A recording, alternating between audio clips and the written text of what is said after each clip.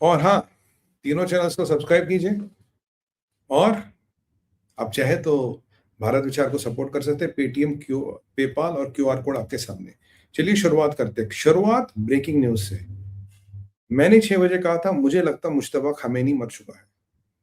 Increasingly और confirmation आ रही, increasingly और लोग का मानना है कि ये जो है, ये जो सेकंड अटैक हुआ था, राइट, खमेनी कंपाउंड पे, उसके वो बेसिकली मुश्तबा को एलिमिनेट करने के लिए हुआ था। इन्हें शायद डाउट था मुश्तबा जिंदा है, क्योंकि मैंने 6 बजे कहा था ये बहुत प्रेशर पड़ रहा है कि यार सक्सेसर तो नॉमिनेट करो।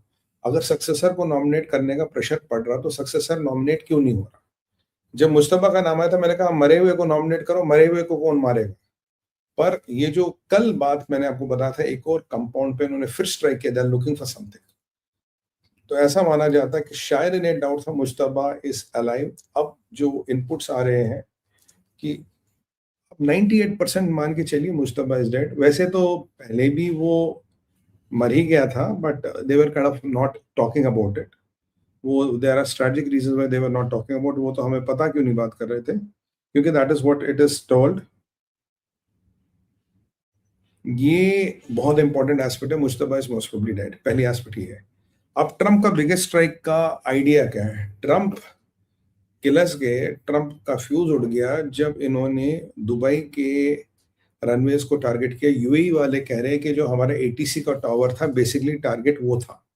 ये उसके आसपास ड्रोन या जो भी मिसाइल इन्होंने यूज किया वो गिरा, और जो टावर था, टावर को छोड़ करके रनवे पे गिरा और टावर बच गया। नहीं तो इनका जो मकसद था वो था और टावर को निरस्त करना, टावर को निष्क्रिय करना। वो ये कर नहीं पाए।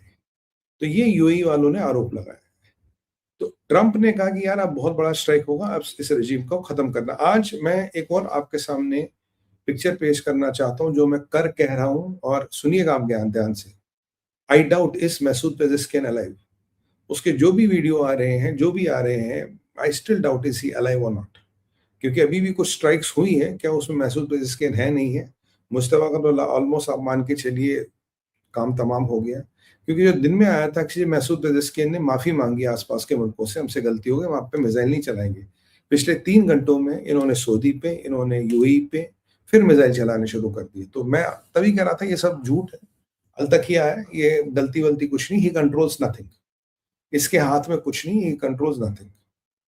और अब यूएई वालों का भी जो धैर्य की सीमा वो पार कर गई है, क्योंकि अगर आप दुबई के एयरपोर्टों को और एटीसी को उड़ाना शुरू करेंगे ना, दुबई खत्म है यार। It doesn't take a lot of months to kill Dubai. Dubai में कुछ है नहीं, ट्रेडिंग है, व्यापार है। अगर वो आप ध्वस्त करोगे, ऑयल अबू धाबी का तेल फूक दोगे, दुबई का एयरपोर्ट फूक दोगे, बचा क्या? फिर दुबई का पोर्ट बचा, उसको भी फूक दो, काम खत्म। फिर दुबई में बचा क्या? रेगिस्तान और डेजर्ट, और तो कुछ है नहीं। तो इसलिए शेख साहब कह रहे हैं भाई अब तो लड़ाई का टाइम आ गया है, अब बहुत हो गया, हमने बहुत सह लिया, let's get ready for war. कि अब लड़ाई का टाइम आ गया, अब उसकी लड़ाई की तैयारी शुरू करनी पड़ेगी, ये हमें कहना पड़ेगा।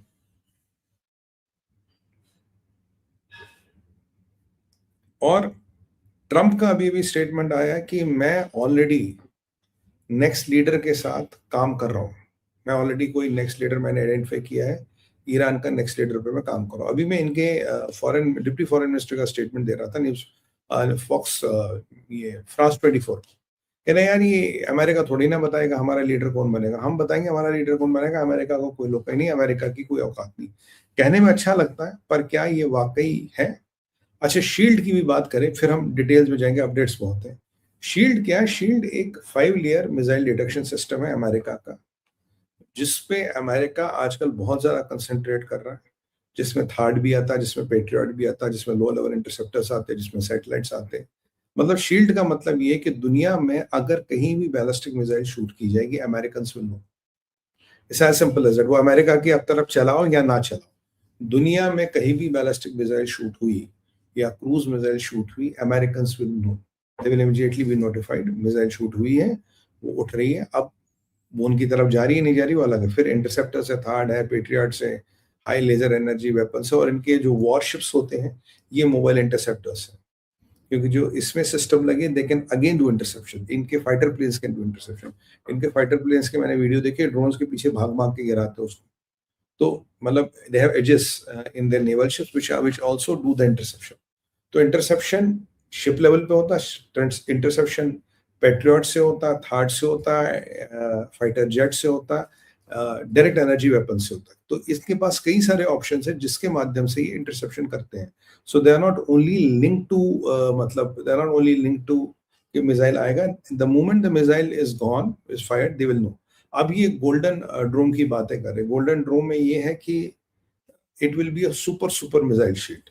इसमें और लेयर्स बनाई जाएगी, इसको और मजबूत किया जाएगा। एंड दिस और ये जो गोल्डन ड्रोम बनेगा ये हाइपरसोनिक मिसाइल से भी प्रोटेक्शन करने में सक्षम होगा। It's a big project, $500 billion का प्रोजेक्ट है, बनने में टाइम लगेगा, पर उस पर कार्रवाई हो रही है और उस पे they are concentrating really on the shield, क्योंकि शील्ड अभी है जो उनके पास है। अब गोल्डन ड्रोम जब बनेगा तब बनेगा, तो उसमें आयरन ड्रोम जैसा जो लोअर प्रोजेक्टाइल्स को इंटरसेप्ट करता है वो भी सिस्टम डाल दिया जाएगा। और हाँ, अभी ट्रंप ने एक बड़ा अच्छा काम किया जी, 17 कंट्रियों के साथ, यानी कि मैं लिस्ट देख रहा था, पूरा जो अमेरिका का कॉन्टिनेंट है, अमेरिका जिसे कहते हैं, अमेरिका कॉन्टिनेंट, उसकी लगभग सब कंट्री के साथ anti cartels, anti drug alliance कर लिया है। ट्रंप कह रहा था कि जैसे हमने आईसिस के खिलाफ अलायंस किया और आईसिस को ढूंढ ढूंढ के मारा, पकड़ पकड़ के मारा, जहां आईसिस वाले मिले वहां मारा, ठीक उसी तरह से हमने अलायंस की है and we are going to kill and eliminate these drug cartels across Americas. अच्छा, अभी एक वीडियो आया है, ये शायद 4 या 6 फरवरी 2026 का है। ये वीडियो खमेनी के पोते का है। वो उसका ये वीडियो आपको मिल जाएगा इंटरनेट पे। वो कहता है कि भाई हर मुसलमान कंट्री इजराइल को खत्म करना चाहती है और जिस दिन मौका लगा कोई भी कंट्री खत्म करेगी। तो उससे पूछते हैं यार अरब भी करेंगे, शिया करेंगे, सुन्नी करेंगे, तो कोई फर्क नहीं पड़ता।